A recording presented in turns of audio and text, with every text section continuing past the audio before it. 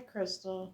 Unfortunately, I don't have two panels that haven't already been put together, but I do have the finished piece here.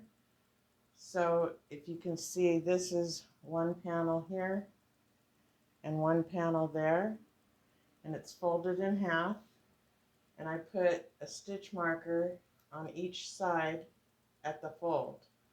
That's just a reference point. Then you're going to sew, this is the back, so you'll sew the two pieces together along here until you get 5 inches from the stitch markers here. After that, you'll go to your other side. Won't be as easy as this because yours isn't sewn together yet, but you'll do the same thing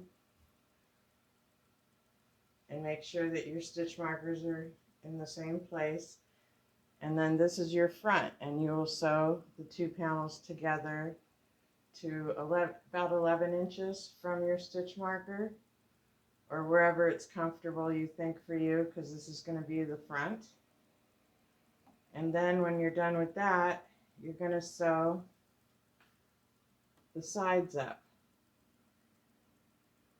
And it should be easier because your front and back will be sewn together. And with your stitch marker at the top, it'll show you can sew up the side about 13 inches from the stitch marker. It gives you a good wide arm opening.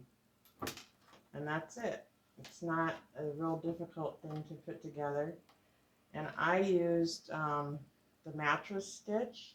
Some people might want to crochet it closed. I like the mattress stitch just because it didn't give me a heavy seam. I hope that is helpful, and if you have any more questions, just let me know.